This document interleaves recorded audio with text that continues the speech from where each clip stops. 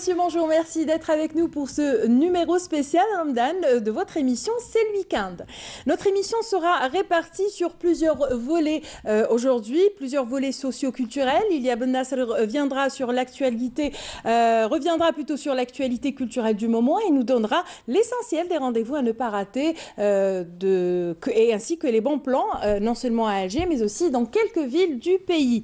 Siham Kenouch sera également parmi nous pour nous conter et nous raconter l'histoire d'un lieu, d'un vécu, d'un personnage aussi en relation avec le thème de société de chaque numéro. Cette semaine, elle a choisi de nous parler de l'approvisionnement El-Aoula, un sujet qui va d'ailleurs dans le sens de la thématique que nous avons choisi de développer avec vous. Il s'agit de notre consommation pendant le mois sacré de Ramadan et de comment doit-on nous comporter afin d'éviter le gaspillage, un phénomène qui va à l'encontre même des principes de l'islam et de ce mois sacré en l'occurrence. Je vous invite donc à suivre ce reportage de Nawal Abada et on se retrouve avec mon invité tout de suite après. Le mois de Ramadan, une période souvent assimilée à la consommation excessive. Les marchés sont pris d'assaut. Afin de bien garnir la table, l'on ne compte plus. Les porte-monnaies s'ouvrent, les petites bourses souffrent et le budget explose. Un peu plus que d'habitude, certainement. Ça, c'est certain. Parce qu'on a des envies, évidemment. Quand on est jeune, on a peut-être des fois envie de manger des trucs qu'on n'a pas l'habitude de manger. Et puis quand on a des enfants aussi. Les gens attendent ce mois avec impatience et là, le budget est vraiment trop mal géré parce qu'on se fie aux tentations et on se retrouve par la suite à bout de souffle, quoi. Mais je trouve qu'il y a extravagance. Franchement, le budget de l'Algérien se fait ressentir en mauvais état pendant tout le mois. Voilà. Le mode de consommation, bon, comme je l'ai déjà dit, les viandes blanches ou la rouge et les fruits, mais les légumes, je ne pense pas. Hein. Les gens ne consomment pratiquement pas de légumes en Ramadan. Hein. Les sucreries, évidemment, et voilà, et automatiquement, les prix flambent. On déborde du budget. Même si on essaye de de freiner, c'est pas possible. Ce n'est pas possible. On dépasse de beaucoup, parce qu'on a tendance à acheter plus de viande. C'est les viandes. On achète beaucoup de fruits, Ramadan, et c'est ça qui est cher en Algérie. C'est les viandes et les fruits, c'est pas les légumes. On ne consomme pas beaucoup de légumes Ramadan. C'est les fruits et les viandes que je trouve vraiment, il y a une grande exagération, on ne peut pas faire autrement. On verse dans le gaspillage. Ça dépend. Il y a des gens, oui, je dirais carrément, c'est du gaspillage. Vraiment, c'est désolant. Tu fais surtout le pain. Quand vous voyez la quantité de pain qu'achètent les gens, ils vont clore des dizaines de personnes. C'est devenu vraiment insoutenable, surtout Ramadan. Je suis partie acheter juste des épices. J'en ai eu pour 60 000 d'épices. 600 dinars d'épices. Quand vous voyez, c'est des choses que j'achète pas régulièrement, mais c'est Ramadan, on est obligé. Parfois, on a recours à l'endettement. À l'endettement ? À l'endettement, oui. Pas une forte somme, mais quand même, on a quand même recours à l'endettement. Fort heureusement, tout le monde ne cède pas à la tentation, car cela existe, bien que rare, des personnes qui, au contraire, trouvent en ce mois de Ramadan l'occasion de diminuer leurs dépenses. Pour le mois de Ramadan, rien ne change. Au contraire, c'est là où je fais mon bénéfice. Parce que je ne fais aucune exception. Ni je fais de l'excès, ni je fais chercher de la viande, ni je fais chercher quoi que ce soit. Je mange une fois par jour. C'est zéro dépense. Je ne consacre aucun budget spécial pour le Ramadan. Le Ramadan, c'est pour jeûner, alors je ne consacre aucune somme spécialement pour l'alimentation. Je consomme le plus normalement du monde. Arriver à se maîtriser, voilà un idéal que l'on gagnerait à atteindre. L'impact ne saurait être que positif, que ce soit sur le plan santé, budget et même régulation du marché.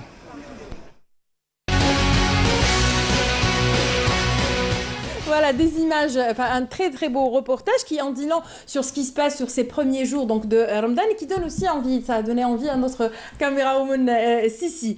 Avec moi donc Monsieur Mnouar qui est un habitué de notre émission, qui est un habitué des émissions où ça parle de consommation. Mnouar Hassan, merci beaucoup d'avoir accepté notre invitation. C'est moi qui vous remercie. Je rappelle que vous êtes le président de l'association Al-Amen pour la protection des consommateurs.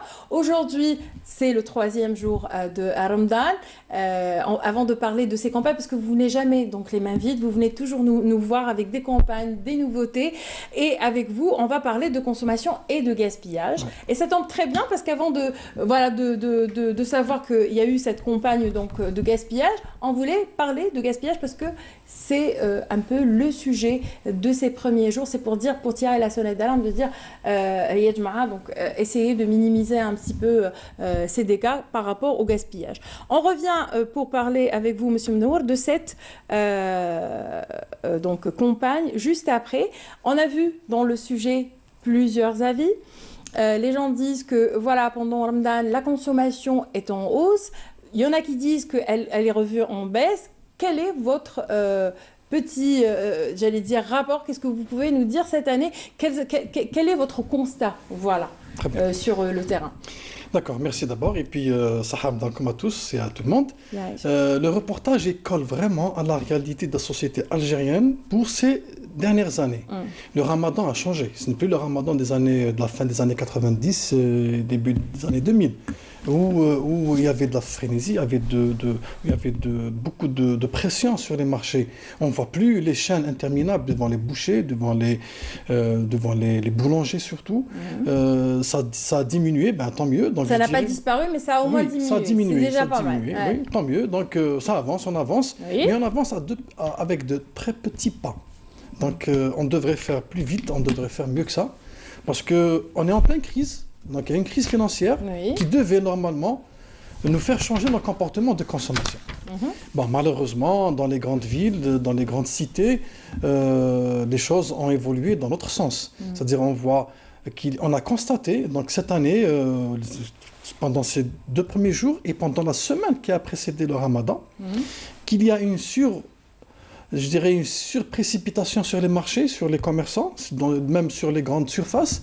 Les gens, ils ont la peur des pénuries ou je ne sais pas quoi, donc ils se précipitent, ils se font des stocks, des réserves carrément. Mais et ces gens-là aussi font leurs courses pendant Ramadan. Oui, bien sûr. Voilà. C'est-à-dire, ils font d'abord ça parce que c'est une habitude, c'est une ancienne habitude, je dirais même ancestrale. Ils avaient toujours peur qu'il y avait des pénuries, il y avait un manque, alors que ces dernières années, il y a la disponibilité sur tous les produits, donc il n'y a rien à dire sur ça. Mais c'est resté comme ça dans les comportements. C'est un réflexe, un ancien réflexe. Et ce qui a fait cette pression, ce qui a fait qu'il y a eu une pression sur les commerçants. Donc il y a eu un enlèvement de tous les produits en même temps, donc pendant les 2-3 premiers jours. Et ce qui a fait que les prix ont augmenté sur certains articles. Après, quand les prix augmentent, il y a une baisse du moral, du mental. Il y a une riposte aussi, il y a une riposte, et puis les gens se plaignent, et puis d'autres commerçants en profitent pour faire de la spéculation. Et c'est la chaîne de la mauvaise consommation qui commence, c'est la chaîne du gaspillage, de la surconsommation, de l'inefficacité aussi, même bien de l'insuffisance, je dirais, du contrôle, parce que quand il y a surconsommation, il y a beaucoup de commerces qui ouvrent spécialement pour le Ramadan. Il y a des gens qui transforment leur activité juste pour le Ramadan. Et puis les agents ne peuvent plus suivre. Nous, les associations, notre travail reste insuffisant parce qu'il y a beaucoup d'anomalies dans la consommation pendant ce mois sacré. Et malheureusement, comme vous l'avez bien dit, il y a ce grand problème du gaspillage. Alors justement, une estimation approximative selon une étude dit que voilà, les ménages dépassent approximativement de 50 à 60 000 dinars. C'est un budget qui est hors... donc, ce n'est pas le budget habituel de tous les jours. Tandis que, voilà, on a vu dans le reportage aussi, il y a des gens qui, pendant le Ramadan, font des économies. Bien sûr. Leur budget est plus restreint, plus rationnel, plus... voilà. Comment vous expliquez cela? Ça veut dire qu'on peut, quelque part. Absolument. Je dirais moi-même, je le fais. Je fais des économies pendant le Ramadan depuis des années. Donc c'est un mois où on mange moins. Oui. Donc si on est, si on on est résiste, censé, oui, voilà, oui, c'est censé être comme ça. Si on est fort et on résiste, je dirais... à l'envie, normalement, le mois sacré du Ramadan, c'est pour faire des économies et pour la bourse et aussi pour la santé. C'est un peu difficile quand même. Oui, c'est difficile, mais c'est pour ça que j'ai dit qu'il fallait être fort. Donc c'est pas donné à tout le monde et c'est pour cela fort que... comme Sissi. Elle est très forte. Oui, et c'est pour ça qu'on dit que les gens doivent apprendre quand même. Ils doivent être sages. Ils doivent pas... D'ailleurs, ils ne doivent pas manger avec les yeux. Ils doivent faire le marché le matin, tant qu'ils ont leur capacité. Parce que l'après-midi, ils ont faim, ils achètent n'importe quoi. Comme notre caméra woman qui a vu que l'ail, elle a pensé que c'était des champignons. Vous êtes d'accord? Vous en êtes témoin. Oui, je suis témoin. Et elle a juré de faire demain un plat avec des champignons. Voilà. Donc c'est voilà. Ouais. Et, elle est pas forte là, ici. Voilà. Donc pendant le Ramadan, logiquement, c'est pour reprendre sa santé et reprendre aussi sa trésorerie familiale. Oui, mais malheureusement, le budget de dépenses domestiques augmente pendant ce mois. Donc il y a même des familles qui font des économies toute l'année pour les dépenser pendant ce mois sacré. C'est malheureux. Les gens oublient qu'ils ont l'Eid juste après, donc au 30e jour. Ils oublient aussi qu'il y a les vacances qui arrivent, il y a les fêtes familiales, et puis il y a la rentrée scolaire, Eid al-Adha. Ils se retrouvent pénalisés. On a vu tout à l'heure, la dame a dit on suffoque. Voilà, on suffoque à la fin. Oui. Il y a des gens qui s'endettent. Le Ramadan n'est pas là pour que les gens s'endettent. Le Ramadan est là pour justement être sage, pour apprendre à résister à l'envie. Eh bien, commençons à résister à l'envie dans les marchés. Il ne faut pas trop tourner dans les marchés, et pas trop regarder les friandises et les gâteaux. Il ne faudrait pas aussi écouter autour de soi ce que font les uns et les autres, les plats, comme notre caméra woman qui voudrait faire un plat de champignons. Parce qu'elle a juste... voilà. Il y a peut-être des gens qui nous regardent qui vont faire la même chose, parce que ça leur donne envie. Oui. Donc, il faudrait quand même qu'on résiste à ça. Et puis, il y a un travail à faire aussi dans l'environnement, dans notre environnement de consommation. Donc, à commencer par les autorités. On ne doit plus trop parler de consommation et d'approvisionnement du marché et des marchés occasionnels à cause du Ramadan. Donc au contraire, on devrait arriver à un moment ou à un temps où on ne parlera pas de consommation. Les médias aussi, malheureusement. Pendant tout le mois, on passe que des recettes de cuisine et on parle des plats traditionnels. Et ça donne envie, même les radios, même maintenant sur les journaux, on vend des recettes de cuisine. Ce qui fait que c'est tout le monde qui en parle et puis ça donne envie à tout le monde. Et ça entraîne à voir aussi les publicités qu'on a pendant le Ramadan. Il n'y a que ça, c'est-à-dire on voit rarement les publicités autres que la nourriture, autres que les boissons. Et voilà, et puis nous, en tant qu'association, nous sommes plusieurs, je dirais, à travailler dans ce sens pour que, lors de ce mois sacré, on penserait beaucoup plus au côté religieux, au repos physique, au repos mental, moral, le rapprochement à Dieu, etc. etc. On revient sur cette campagne, non au gaspillage. Alors vous avez élaboré une campagne qui touche un peu à tout. On a plutôt tendance à ce que vous parliez de à gaspillage alimentaire, mais pas que, parce qu'il s'agit d'eau, de carburant, d'électricité, de gaz et de santé. Vous avez donc touché à plusieurs créneaux, hormis bien sûr le créneau alimentaire, on va revenir en parler tout à l'heure. Développons un peu cette campagne non au gaspillage sous toutes ses formes. Très bien, parce que justement on ne voudrait pas coller cette action de sensibilisation au sujet du gaspillage au Ramadan. On a commencé pendant le Ramadan parce qu'il y a un intérêt de tout le monde à ce volet. Mais c'est une campagne qui va durer 5 mois minimum. Donc on pourrait augmenter la durée tant qu'on a les moyens et tant qu'il y a de l'acceptabilité, de l'acceptation chez les consommateurs. Et on en profite pour parler des autres gaspillages, parce qu'en réalité, il y a le gaspillage alimentaire qui nous cause de vrais problèmes à nous et aux citoyens du monde. Parce que le problème va peut-être causer un de ces jours ou une de ces années un problème d'insécurité alimentaire. Donc on est en train de participer, on jette beaucoup de nourriture, que ce soit pendant le Ramadan ou bien au Ramadan. On va en parler tout à l'heure, mais parlez-moi un petit peu de l'eau, du carburant, de l'électricité, du gaz et de la santé. La santé, on devrait commencer par ça. Alors, non au gaspillage par rapport à la santé. On commence par la santé, vous avez raison. Parce que justement, on vient de terminer notre campagne qui a duré 4 mois. pour réduire le sucre, le sel et les matières grasses. Et on s'est dit que c'est une continuité parce que c'était un gaspillage de la santé. Donc le fait de ne pas bien manger, de ne pas entretenir sa santé, de ne pas faire d'activité physique, de ne pas faire un bilan de santé annuellement, de s'auto-médicaliser, tout ça, c'est des problèmes. Ça cause des problèmes à la santé et on gaspille notre santé. S'il faudrait vivre 100 ans, pourquoi gaspiller 10 ou 15 ou 20 ans? Parce qu'on a mal géré en ce adoptant volet. une alimentation saine et équilibrée, en pratiquant régulièrement une activité physique, en évitant le stress, en effectuant des bilans médicaux et en bannissant l'automédication. Oui, on doit ménager sa santé, on doit l'entretenir. Ça coûte très cher, ça coûte beaucoup plus cher que le pain et l'eau. La prévention, La prévention. Et puis, quand on parle santé, il y a aussi le volet médicaments. On dépense beaucoup de médicaments. On consomme beaucoup de médicaments en Algérie.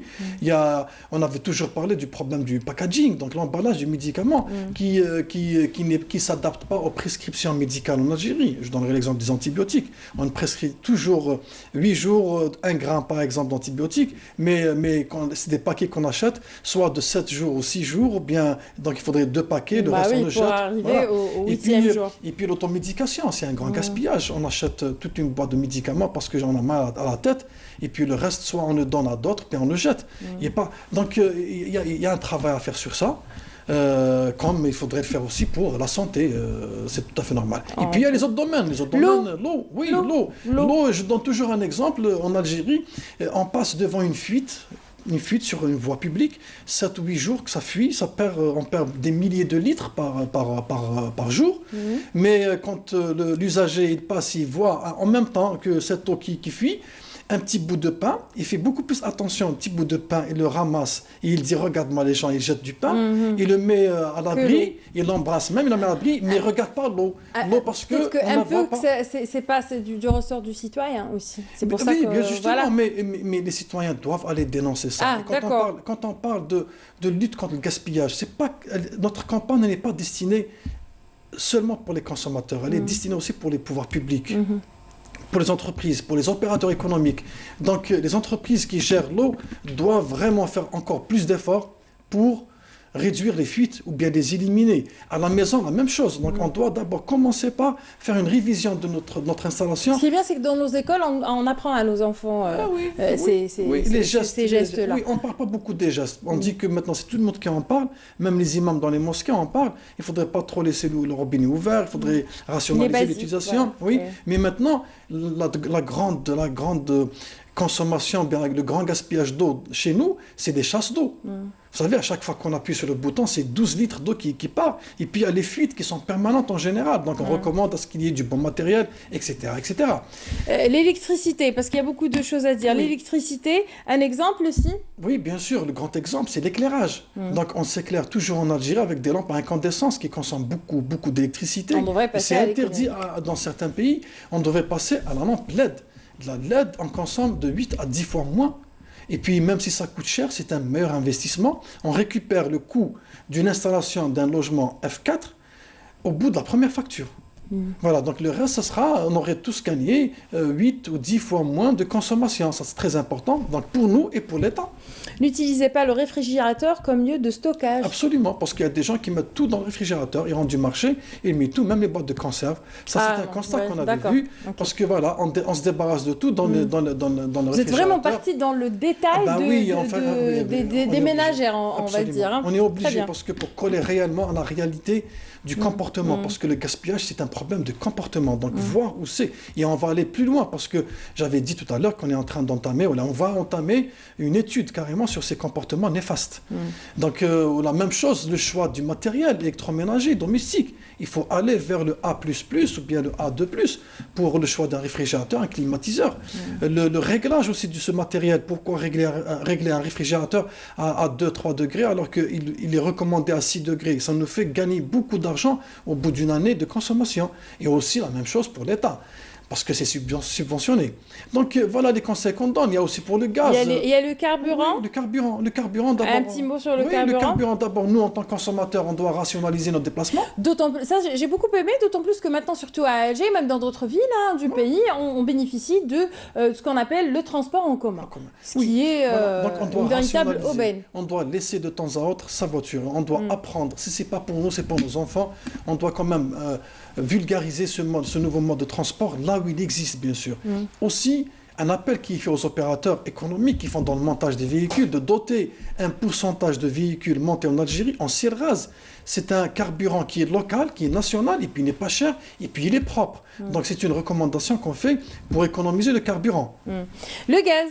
Le gaz, beaucoup d'Algériens, ils nous écoutent, ils nous regardent, ils laissent tout le temps la veilleuse du chauffage. Maintenant, on est en début d'été. Oui. Ils vont quand même laisser le chauffage allumé parce qu'il y a de l'éteindre et de le réallumer au début d'hiver. Mais tout ce temps-là, ça va consommer du gaz parce qu'on est quand même presque 10 millions de foyers à utiliser cette veilleuse et ça fait quand même une grande flamme pour l'Algérie. Voilà, en vous écoutant par là, on pourrait faire des économies rien qu'avec des petits gestes au quotidien. Oui, je vais vous dire. À la maison. Absolument. Il y a même un calcul qui ne coûte rien. À vrai dire. Non, on peut aller plus loin. Il y a un calcul qui est en train de se faire, on va le déclarer officiellement. Si on arrive à éliminer, à éradiquer le gaspillage, on pourrait ne plus avoir besoin que le pétrole reprenne son prix initial.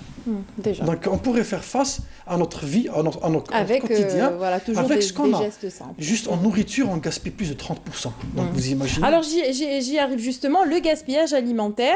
Vous proposez une palette de solutions à la ménagère notamment, à l'exemple de programmer les menus, planifier les achats, adapter les achats en rapport bien sûr avec les menus hebdomadaires et bien sûr tout cela en prenant compte du goût de tout à chacun au sein du foyer. Ouais.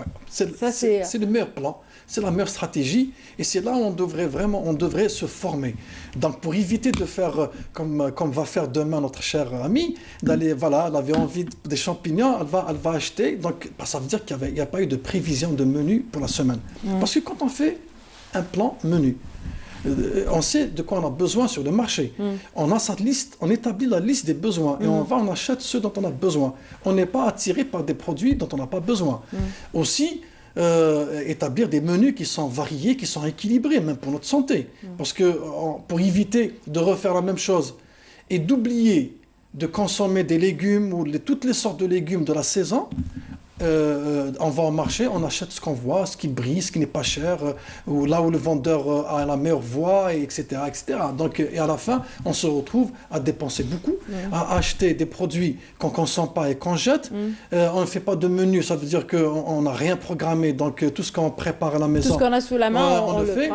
Et puis on a tendance à préparer pour plusieurs personnes à la maison, donc il y a plusieurs éléments qui commandent, et là, ça fait du gaspillage de tout, donc du gaz, l'électricité, et l'alimentation. Oui, parce qu'après, c'est une chaîne. Ouais. Dites-moi, la campagne gaspillage alimentaire et non-gaspillage, elles sont toujours d'actualité et elles sont où? Où est-ce qu'on peut trouver ces campagnes-là? Ça a été lancé officiellement lors d'une conférence de presse qu'on a tenue le 16 mai, donc avant-hier, et on va commencer par les hypermarchés, donc les 3 qui sont ici sur Alger, et on va faire aussi Oran, Annaba, on va faire en fait 15 wilayas. Et ce ne sera pas que pendant le Ramadan. Donc on va le faire jusqu'au mois d'août. On s'arrête le 15 août jusqu'au mois d'octobre et on va reprendre dans les universités, les sites universitaires et les établissements scolaires et de formation professionnelle. Parce que c'est là aussi on a des jeunes qui n'ont aucune conscience de ce qui est gaspillage, pas gaspillage, on jette. Donc vous ciblez Donc on cible, oui. Notre travail se fait essentiellement avec les jeunes et les jeunes ils sont je dirais mieux préparé. C'est un beau canal pour faire passer oui, parce qu'on pense à cette génération future, à moyen terme et à long terme. Donc aux petits-enfants dans les écoles et aux universitaires qui vont être bientôt des responsables de famille, des responsables dans leur vie, dans leur travail. Monsieur Mnawar, merci beaucoup d'avoir été parmi nous. Je rappelle que vous êtes le président de l'association Al-Amen, l'association donc pour la protection du consommateur. Sahamdak encore une fois. Bon courage à vous pour toutes ces campagnes que vous menez et puis à très bientôt. Merci, donc moi je vous retrouve avec avec Siham Kennouch pour continuer à parler de consommation, mais cette fois, elle va nous parler de l'approvisionnement, l'aoula, à la manière de Siham Kennouch. Avant, bien sûr, je vous propose de regarder ce sujet qui un petit peu nous emmène vers l'ambiance de Ramadan, les premiers jours. Ça se passe en France, à Paris, dans ce sujet de Athab El-Houchet. Comme partout dans le monde musulman, les magasins de pâtisserie et spécialités maghrébines ne désemplissent pas à Paris en ce premier jour de Ramadan, avec la particularité d'un choix couvrant au moins 3 pays du Maghreb pour satisfaire tous les palais.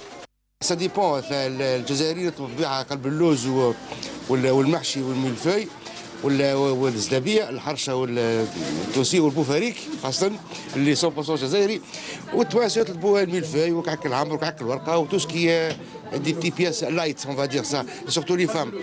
Une gourmandise exacerbée par les longues heures de jeûne, pas seulement, car Ramadan est d'abord synonyme de spiritualité et de retrouvailles de famille. C'est pas jeûner que ne pas manger, boire, c'est aussi jeûner pour tout ce qui est pas bon en fait, et aider les autres, et penser aux autres. Mais c'est vrai qu'on a toujours un manque du bled, et on essaye de créer une ambiance ici à Paris. J'ai des enfants, automatiquement tout le monde vient, ils sont mariés, mais tout le monde à la maison. Chaque Ramadan a Agdaya. Mais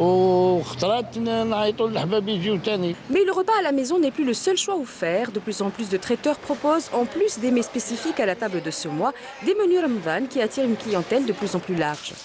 On va voir de tout, on va avoir, mais c'est vrai qu'on a plutôt des jeunes trentenaires à peu près, enfin disons entre 30-40 ans. Mais on a aussi des familles qui veulent changer du menu de la maison ou de la cuisine de maman ou de la mamie et donc qui veulent, pourquoi pas, s'offrir une soirée restaurant. Et malgré un choix riche en goût et en couleurs, ici comme à la maison, la shorba et qalb el-louz sont les maîtres de la table de Ramadan.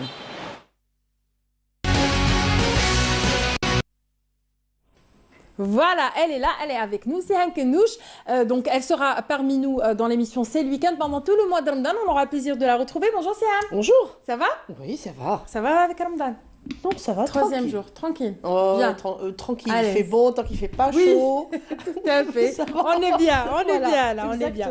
Alors aujourd'hui, vous avez choisi de nous parler de l'approvisionnement, donc l'aoula. Exactement. Je l'ai dit tout à l'heure dans mon introduction, vous êtes la spécialiste pour raconter l'histoire d'un lieu, d'un personnage ou d'un phénomène. Aujourd'hui, vous avez donc choisi de nous parler de l'aoula à votre manière, à la Siham Kennouch. Très bien. Donc dites-moi donc à vous de choisir. Est-ce que vous voulez qu'on commence avec un conte, une histoire, ou est-ce que vous voulez que je vous parle du vêtement que je porte? Parce que on va les commencer deux par le vêtement. Allez, on va commencer par le vêtement parce que j'imagine que les téléspectateurs se posent la question. Pourquoi Siham est habillée aujourd'hui comme ça? Allez, on commence avec le vêtement. Au fait, c'est un vêtement, donc comme beaucoup de téléspectateurs le savent, c'est un vêtement qui vient du sud algérien. Beaucoup pensent que c'est mauritanien, que c'est Sahara occidental, etc. Mais bon, pas forcément. En fait, c'est une tenue qui est bien présente de l'Atlantique jusqu'à la mer Rouge. C'est véritablement les pays du Sahel qui portent ça. Je peux vous dire que c'est un tissu qui est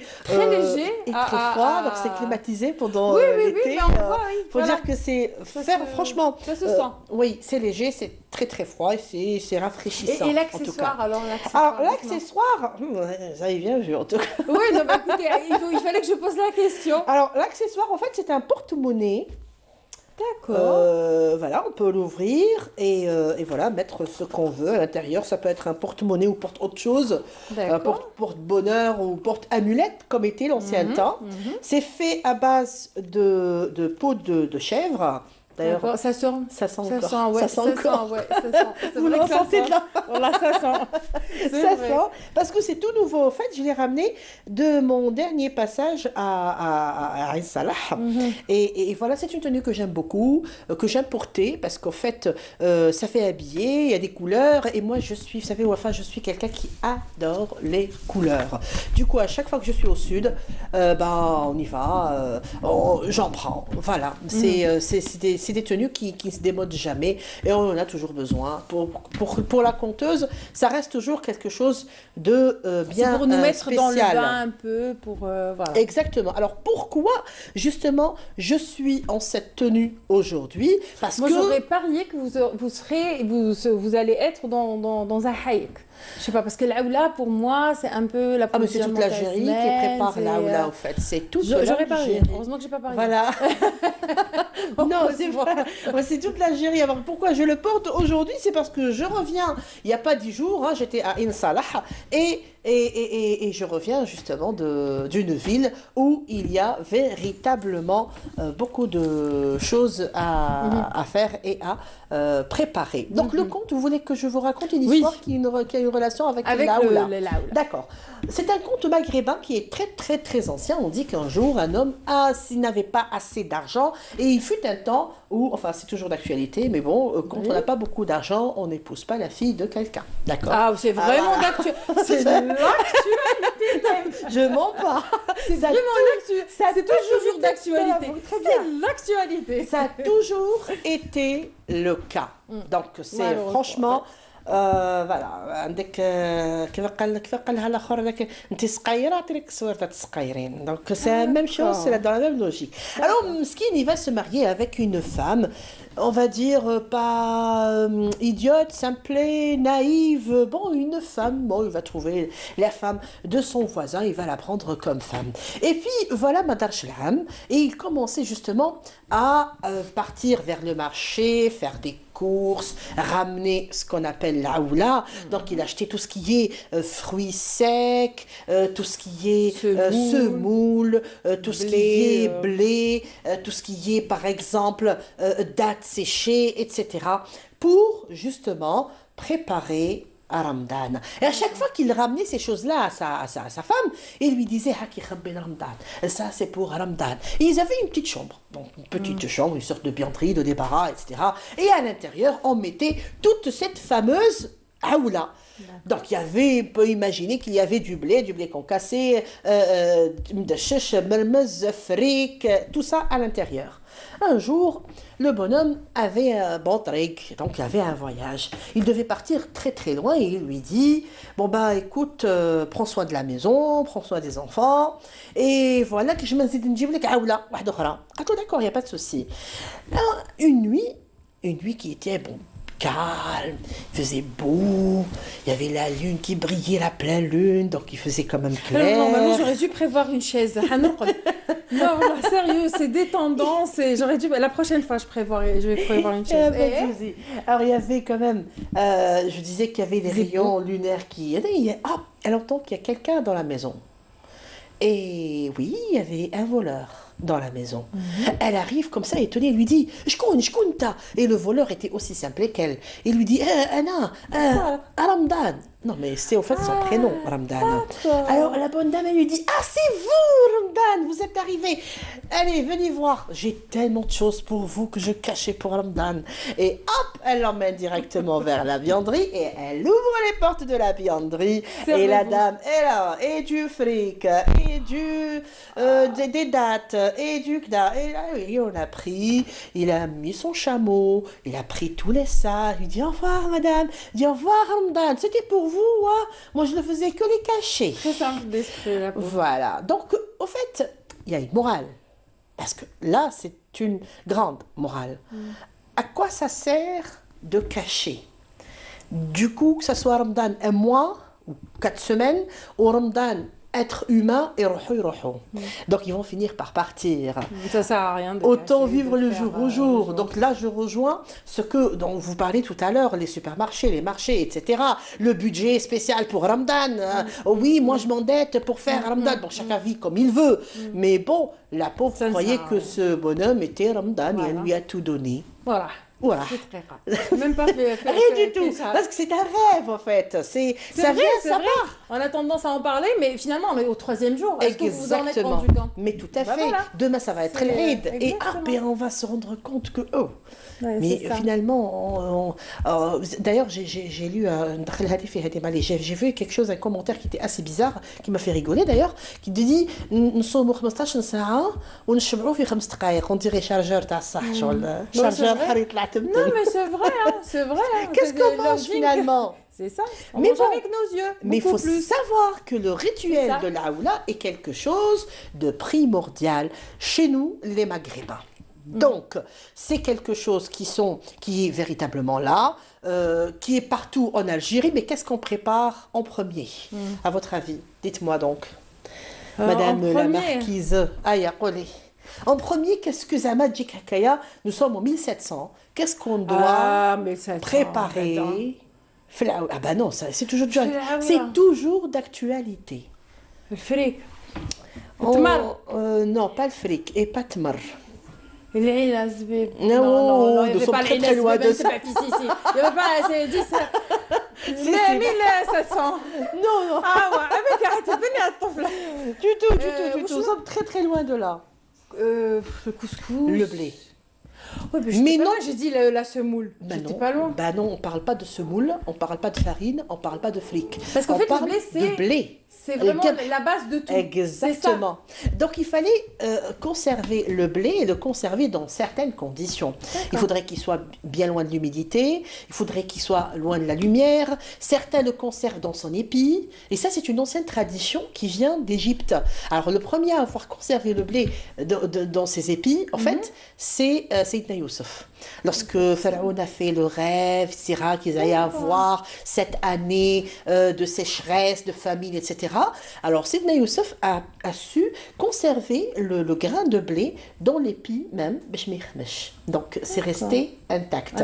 Et du coup, c'est une tradition qui est restée, elle nous vient d'Égypte, elle est toujours là. Donc on peut conserver Fsboulabad. Donc il y a l'épi, il est là, et puis on garde donc le blé quand c'est dur, le smid, mouche farina. Donc le blé dur, ça se protège et ça se conserve à l'intérieur.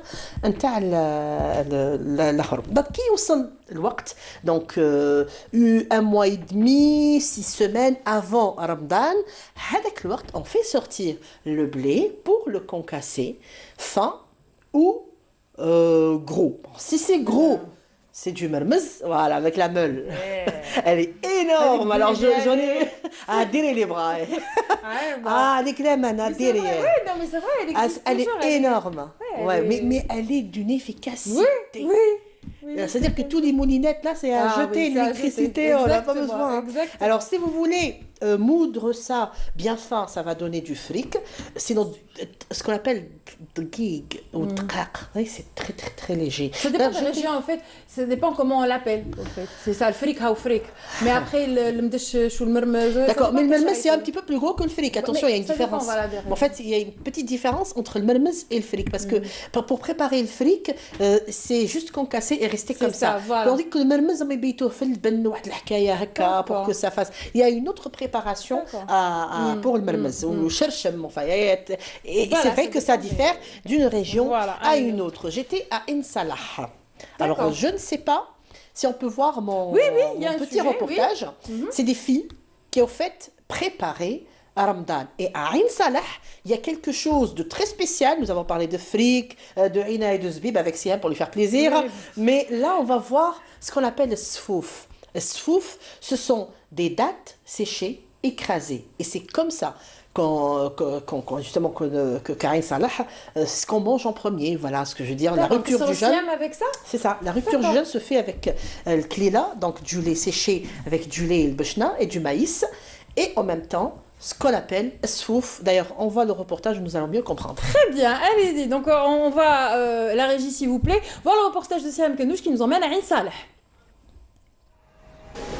Les préparatifs du mois sacré de Ramadan rassemblent les filles de l'association Patrimoine de Ain Salah. Et c'est dans la cour d'une maison, par un après-midi, que nous les avons rencontrées. Pour la plupart d'entre nous, la rupture du jeûne se fait généralement par des dattes et du lait. Pour les habitants de Ain Salah, c'est la même chose, à une différence près. Les dattes doivent être sèches, elles sont écrasées, ensuite pilées dans un grand mortier en bois. Cela nous donne sfouf. On appelle ça sfouf. Les dattes doivent être véritablement sèches. Ça se mange au ramadan avec du lait. Ça se mange bien froid. La meule en pierre est lourde pour les mains fragiles de cette petite fille. La plus grande lui montre alors comment faire. Elle s'occupe de concasser le blé pour le célèbre fric prisé dans toute l'Algérie. Une fois le travail fini, un bon thé nous a été préparé à la traditionnelle, sur des braises, auxquelles on ajoute de l'encens. Une petite simulation de fête nous attendait. On voulait nous montrer l'habit que portera les petites filles appelées à jeûner pour la première fois. La fille doit porter le djouali et puis le khlala et puis cette grande doblona et puis la ceinture doit être verte, c'est un signe de fertilité, et puis aussi des bracelets et des bagues, des barrettes sur les cheveux. Les cheveux doivent être véritablement coiffés. Pour finir, la baqaï, le chant populaire féminin de la région. Tout le monde se donne à cœur joie. Le ramadan est aux portes.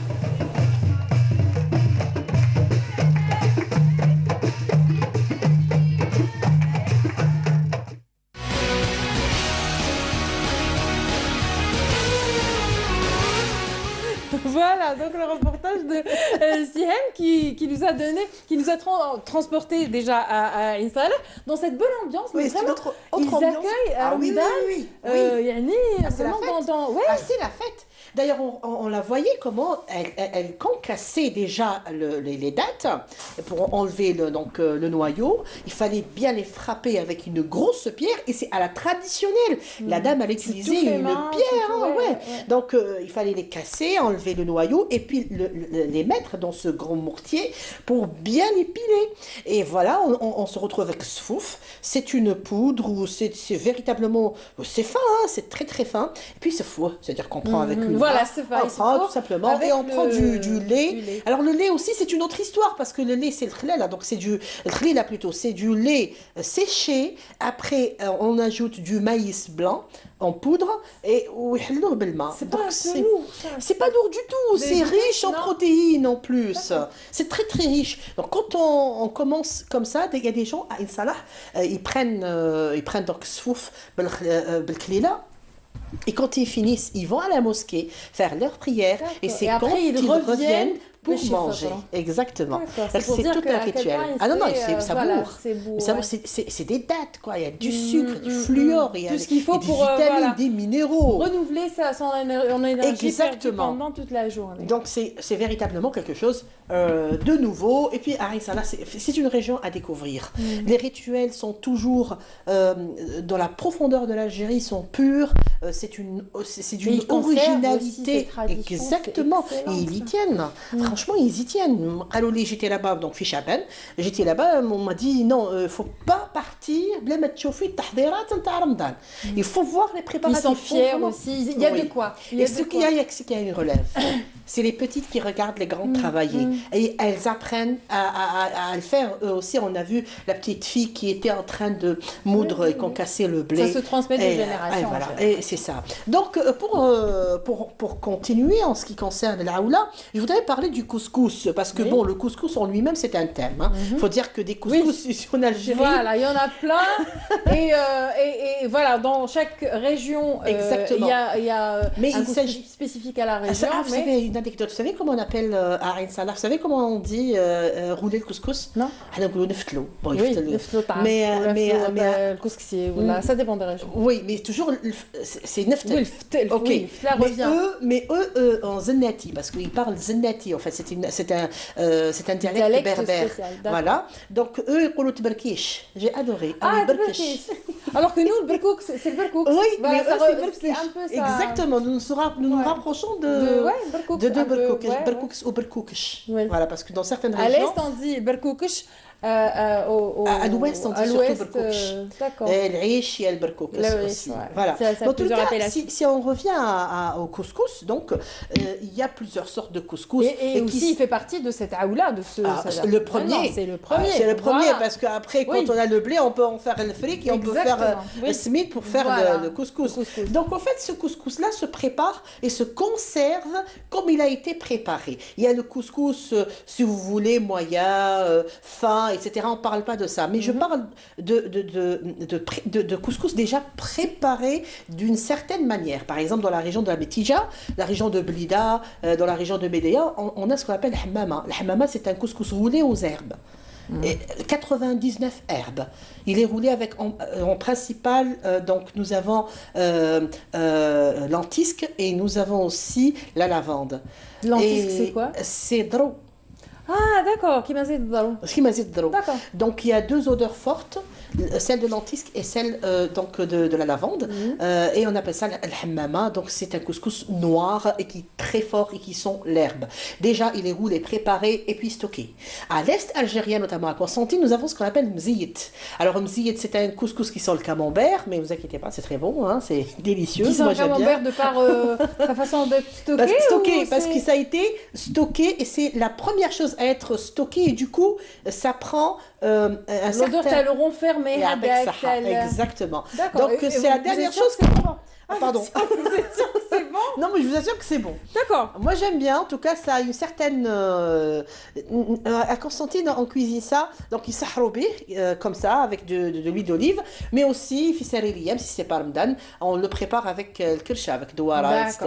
Oui, c'est bon. Hein, d'accord. Okay. Et puis aussi, nous avons toutes sortes de couscous dans la région de Tipaza, par exemple. Le couscous au gland, hein, ça, c'est franchement très, très bon. Donc, aimez-vous... Voilà, chaque région, on est gâté. Voilà, chaque région, même pour le couscous, chaque région, comment elle prépare ça. Je fais question gastronomie, nous sommes les champions, nous sommes gâtés. Il faut juste savoir faire des économies en faisant là ou là, parce que ça, c'est un savoir-faire. Bah oui, parce que ça sert à rien d'acheter et de stocker à... Bah, des djirmdan, tu mets l'eau. Voilà, djirmdan, ça sert à rien. Vous avez compris? Voilà, donc là, vous êtes directement dans le compte. Je crois que j'ai fini, Wafa. Ben c'est normalement, oui. Ben on se retrouve, au plaisir de vous retrouver. En tout cas, c'était très agréable. C'est une ouverture sur un peu l'histoire, sur le patrimoine. Tout à fait. Vous nous avez fait voyager aussi à travers votre tenue, à travers votre reportage et notre script. Alors, Seloum a tenu à vous remercier à sa manière en faisant la transition entre vous et le prochain plateau de Lydia Ben Nasser avec cette chanson Tergui. Merci.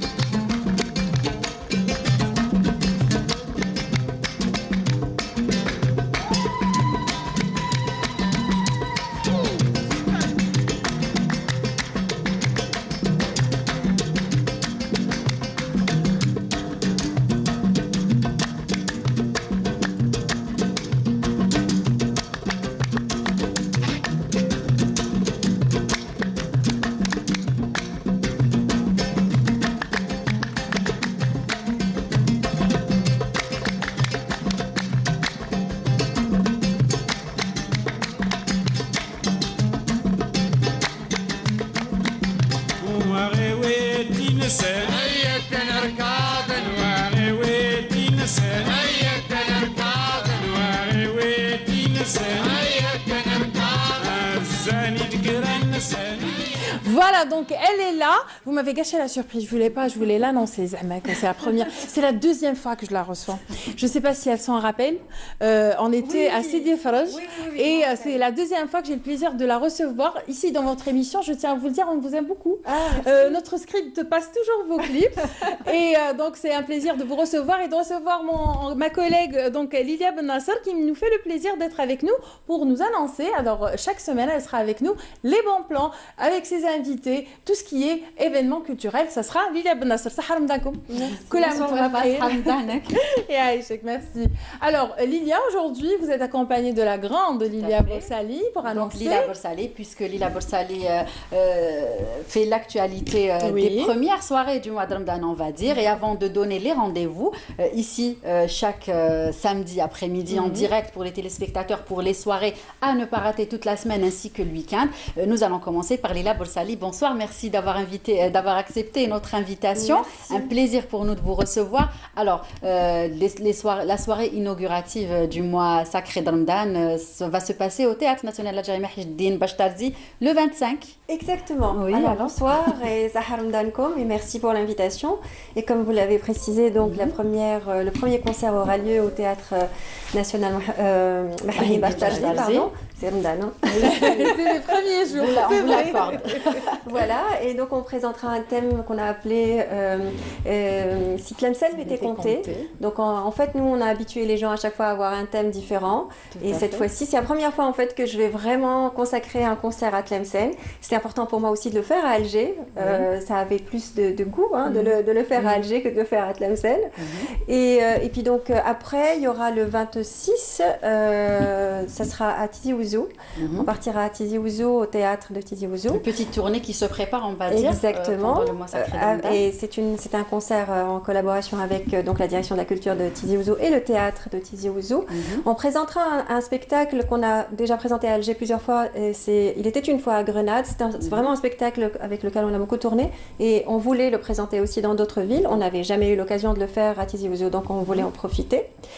Et puis, je ne sais pas si je dois continuer. Oui, donc on revient au concert Si Tlemcen m'était compté. Donc une espèce d'immersion dans votre ville natale, n'est-ce pas? Oui, tout à fait, mais je vais raconter Tlemcen à travers des textes d'écrivains, à travers des contes comme Roh el-Ghrib par exemple, le texte de Roh el-Ghrib qui parle donc du Hawfi, ce chant féminin. On va parler de Ben Sehla.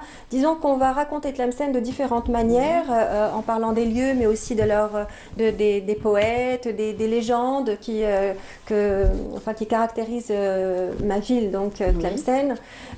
Voilà, donc ça va être une petite balade à travers les textes et les contes. Ok, nous allons revenir aussi à votre ancien album que vous avez présenté un petit peu partout et là vous comptez le présenter pendant le mois sacré de Ramadan dans la ville de Tizi Ouzou. Vous vous êtes lancé dans le court-métrage. Parlez-nous un petit peu de cette expérience. Alors à Tizi Ouzou, attention, je ne présente pas Pour l'Espoir, c'est un autre spectacle. Alors le court-métrage, c'était une chanson donc, de l'album Pour l'Espoir. C'est un court-métrage qui met en image une chanson qui s'appelle Khaliouni Nahwa, Laissez-moi aimer. Et ce court-métrage a été fait par M. Belkacem Hadjadj, qui n'est plus à présenter. Voilà, donc c'était une première expérience pour moi. Je ne voulais pas le moule d'un clip parce que vraiment la chanson ne rentrait pas dans le moule d'un clip. C'était vraiment une véritable histoire qu'on racontait à travers tout l'album. Donc je voulais que ça soit un court métrage plutôt. C'était une expérience extraordinaire. Je suis rentrée dans le monde du cinéma.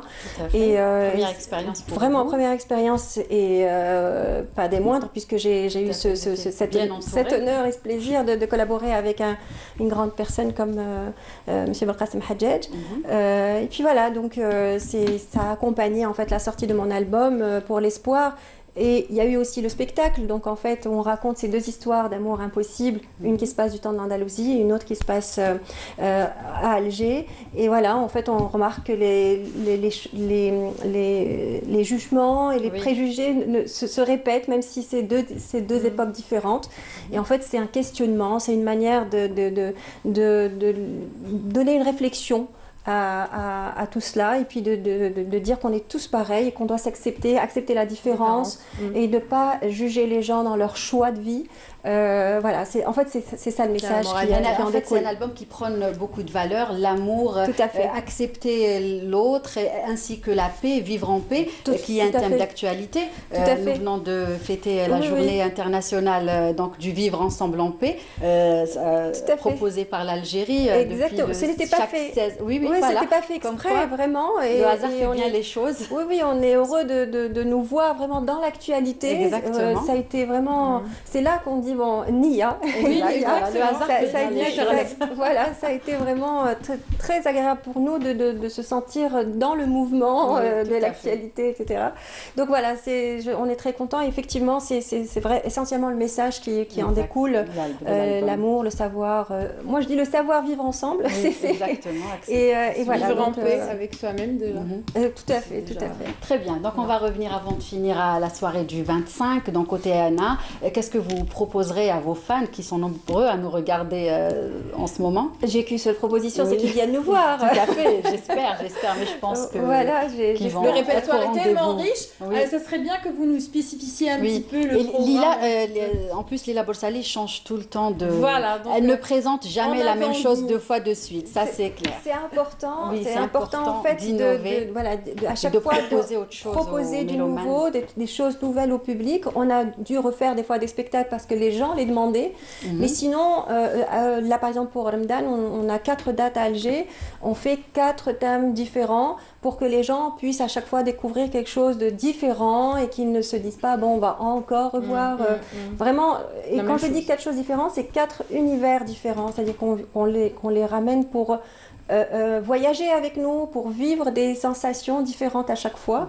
Et voilà, donc je pense que c'est ça le rôle d'un artiste, c'est de faire voyager les gens qui viennent l'applaudir. Et lui faire découvrir aussi le répertoire riche de notre patrimoine. Évidemment. Tout le travail. Oui, tout le travail est basé sur ça, c'est faire découvrir de nouvelles choses, des choses qu'ils connaissaient, mais de différentes manières aussi. On peut réinterpréter les choses de différentes manières, réinventer des morceaux qui sont très très connus. Voilà. Et puis, donc, le rendez-vous est pris le 25 à partir de 22h au Théâtre National Algérien. Nous allons parler de l'actualité aussi, du mois sacré de Ramadan. Quelles sont les traditions ou coutumes que vous ne retrouvez pas ici à Alger par rapport à des choses que vous faisiez quand vous étiez jeune, à Tlemcen? Est-ce que ça change beaucoup ou pas, culinaire Non, on n'est pas... En fait, vous savez, quand vous voyagez au final, vous dites qu'il n'y a pas beaucoup de différences. On est vraiment semblables. Après, ce qui me manque évidemment ici à Alger, c'est l'ambiance familiale. Ça, c'est sûr que c'est... Mais ça, peu importe où je vais, c'est la même chose. Quand j'habitais en France, c'était encore pire. J'avais même pas cette ambiance de Ramadan. Mais disons que moi j'adore Alger. Donc je peux pas vous dire que je suis mieux à Alger ou à Alger. Pas dépaysée, et c'est énorme. C'est déjà bien. Même à Alger, et j'ai mes repères. Même si, évidemment, ma famille me manque. C'est normal. Et donc, vous avez gardé la même chose, le même train d'organisation. Très bien. En tout cas, merci d'avoir accepté notre invitation. Le rendez-vous est pris pour tous ceux qui nous regardent. Donc, le 25 à partir de 22h au Théâtre National. Et puis, une petite tournée se prépare tout au long de ce mois sacré de Ramadan. Et bien sûr, vous allez vous occuper de ça. Toutes les samedis, on va donner tous les rendez-vous des spectacles, notamment de Lila Borsali. Très bien, donc je vous invite à rester avec nous. Nous allons faire un petit peu le tour de l'actualité culturelle de la semaine ainsi que du week-end. Pour ceux qui nous regardent, et commencer par les expositions du côté de la galerie Zouart. C'est Jahida Houadef qui expose actuellement, et ce jusqu'au 24 mai. L'exposition est intitulée Pacte avec la lumière, des œuvres colorées et réalistes, une véritable osmose entre la lumière et le personnage. Une belle exposition à découvrir absolument du côté de la galerie Azouart. Et puis une autre exposition dédiée à la route de la soie et à la route des épices se tient actuellement au Palais des Raïs, organisé par la Fondation Zafira Yassef et le Bastion 23. Soyez au rendez-vous. Nous poursuivons avec le 7e art où les nuits du cinéma sont de retour pour ce mois sacré de Ramadan. Plusieurs projections sont prévues du 18 mai au 16 juin. Au Théâtre de Verdure, la Filici, on constate une même organisation. Pour cette 3e édition, une projection prévue à 22h et une autre à partir de minuit. La première film d'animation consacrée aux enfants. Quant à la deuxième, elle verra la projection de grandes réalisations cinématographiques internationales. Voilà pour le cinéma. Une virée du côté d'Oran. Plusieurs soirées sont prévues tout au long du mois sacré de Ramadan et puis du théâtre avec l'association LML qui propose plusieurs pièces théâtrales tout au long de Ramadan. Donc plusieurs pièces à partir de 22h au théâtre régional d'Oran ainsi qu'au niveau du petit théâtre de cette association. Un riche programme est également prévu du côté de l'Opéra d'Alger du 23 au 27 mai.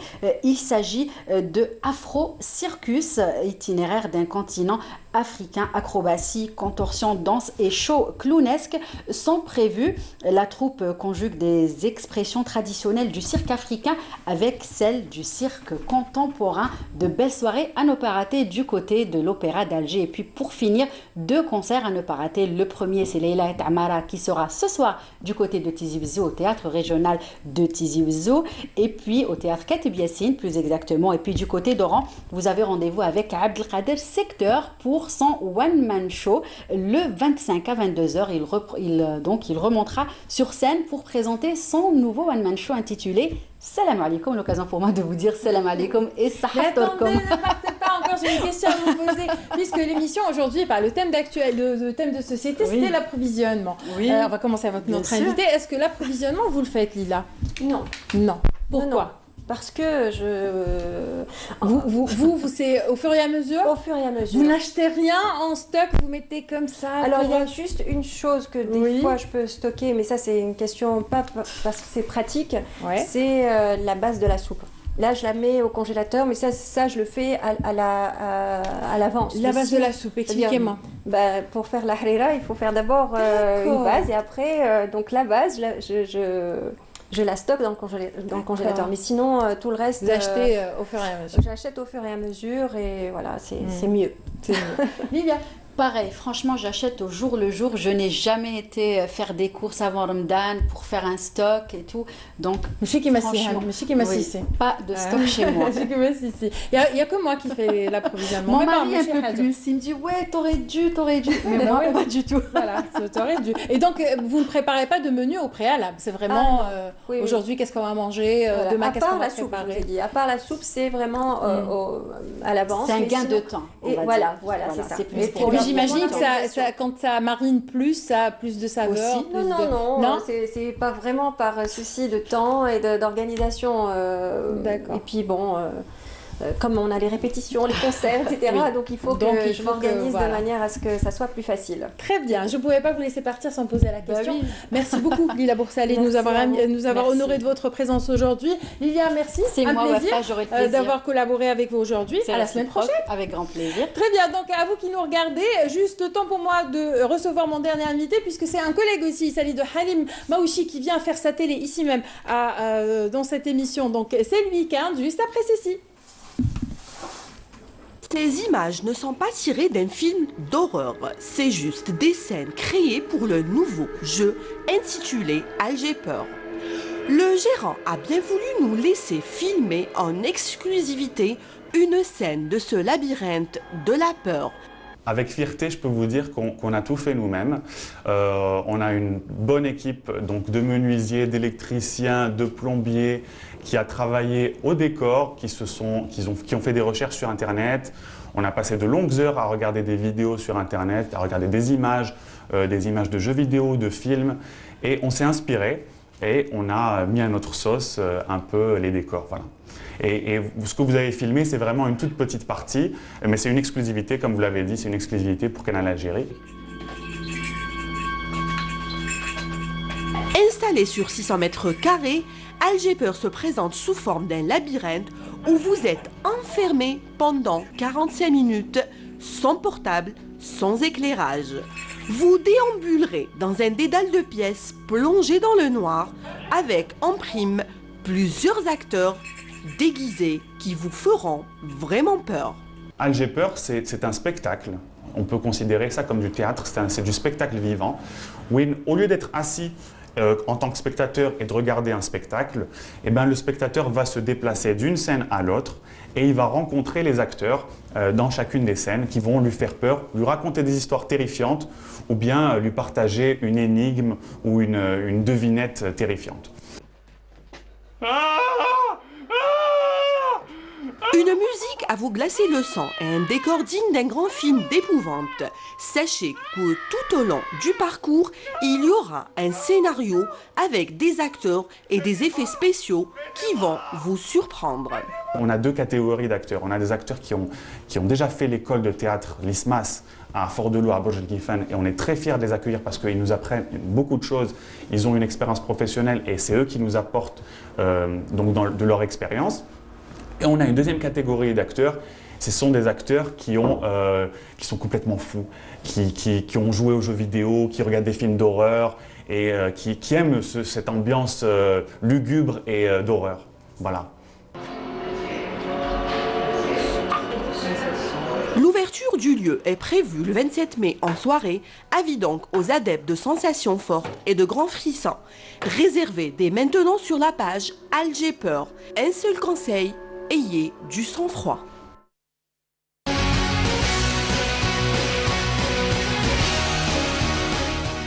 خفتانة.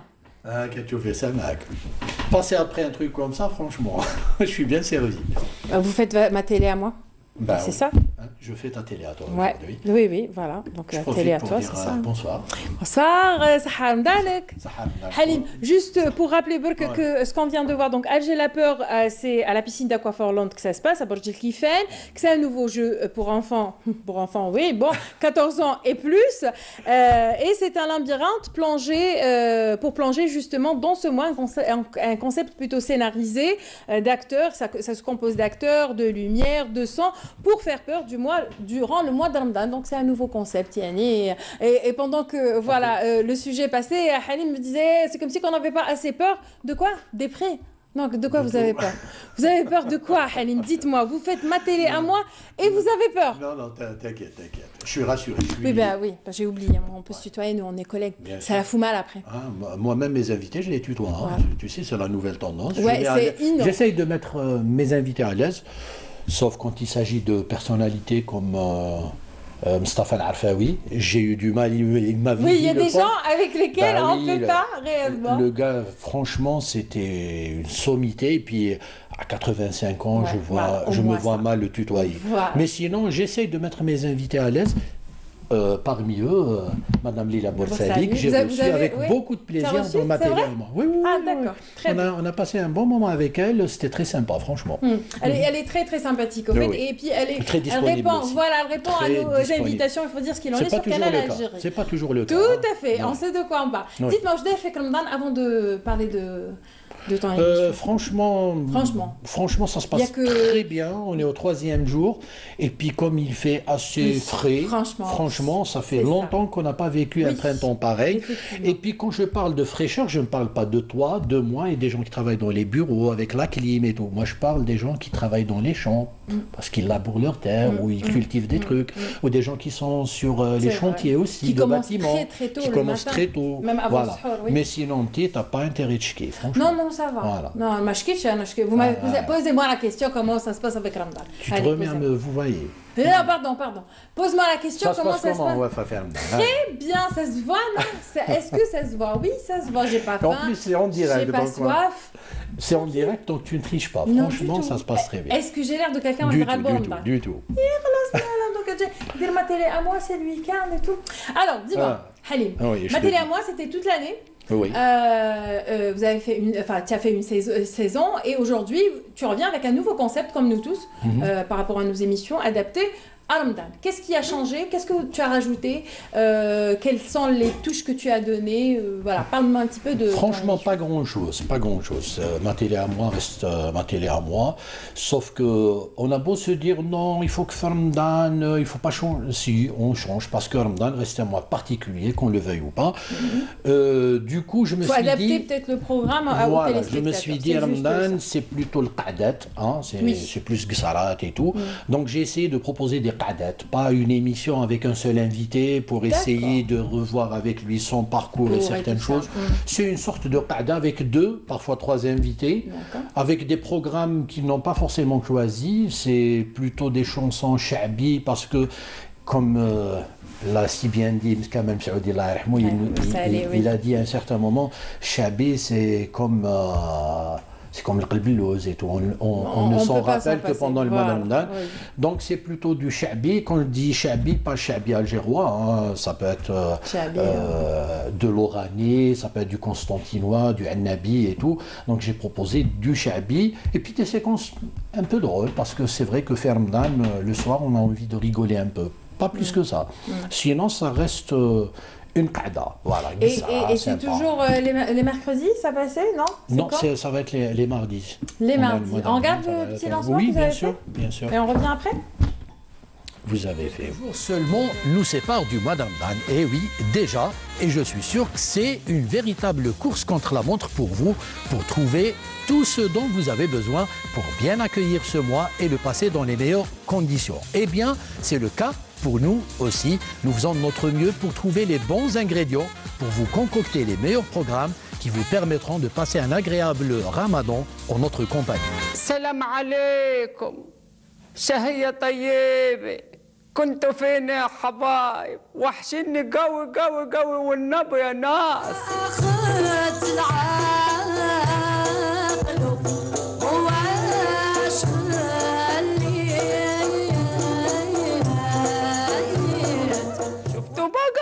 قد ايه بنحبكم حتضحكوا معانا تضحكوا هاي نعيش ما نجيبش العين يا اخي ناكل البلوط يعني البلوط انا نحب الهندي ما نحبش ناكل القطايف وناكل الحشيش البويرات ماشي تعاود انا غادي نسال البويرات حتى كلا ديول عندك يا راجل يوجعوك سي با لازم اللحيمه لازم ولاد الجاج ولا بطل باش تفطر باش في الليل ما تهترمش.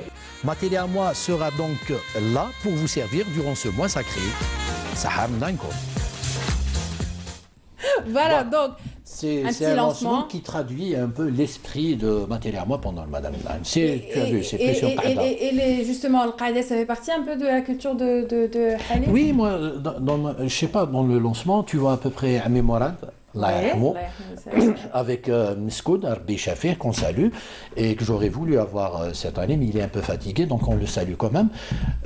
Vous l'aviez déjà eu? Je regrette ces qadat. Je l'ai eu dans une autre émission. En attendant le Maghreb. Voilà, j'ai été le voir et j'étais content de le revoir parce que il va de mieux en mieux. Et c'est tant mieux. Tu as vu, moi je suis tes émissions. Je sais qui tu es. Moi aussi, moi aussi je suis tes émissions. Heureusement. On est bien d'accord. Non. Mais je vais te dire, à côté émission Fermnal, moi franchement, si on me laissait le choix, je pense que j'aurais pas proposé d'émission pendant le mois d'Ramadan. Pourquoi?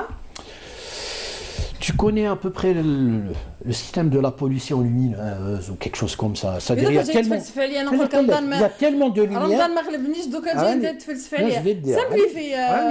On est à 5 heures de... Quand on est en ville, il y a tellement de lumière que tu n'arrives plus à voir les étoiles. Oui, ça, oui. Pour moi, c'est la même chose pendant le mois de Ramadan. Il y a tellement d'émissions. Mais on est bien d'accord que chaque émission a la spécificité. Oui, mais je pense que le téléspectateur, le pauvre, est largué. Parce qu'on le bombarde de programmes. Tout le monde met le paquet pendant le mois de Ramadan. Donc, du coup, il se met à zapper. C'est plus comme avant, tu vois. Il y a la philosophie de la lumière, ou les projecteurs. Il y a un peu de ça, mais franchement, je rencontre beaucoup de gens qui me disent on ne sait plus quoi suivre. Parce qu'il y a mais tellement... nous, contrairement à d'autres chaînes, peut-être, on a l'avantage d'être sur YouTube, parce que notre chaîne a une chaîne donc, sur YouTube, donc toutes les émissions sont diffusées sur... Oui, les gens peuvent revoir. À tête reposée, même après le Ramadan, ils peuvent revoir voilà, les émissions. Dans la bonne humeur. Dans la bonne humeur. Ça, je peux avoir au moins, avant de nous quitter, un ou deux invités de ce que vous prévoyez, donc faire la première émission. Écoute, tu connais très bien le problème des invités, parce que quand tu reçois des gens qui sont dans le domaine de l'art et tout, souvent ils se produisent pendant le mois de Ramadan. Donc c'est un problème de disponibilité. Mais moi je me suis dit, comme c'est des qa'adat, ça peut être des collègues ou des confrères. Je sais pas. Toi, je te consacrerai tout un numéro. Oui, bien sûr. Donc, ça peut être des collègues ou des confrères, pas forcément.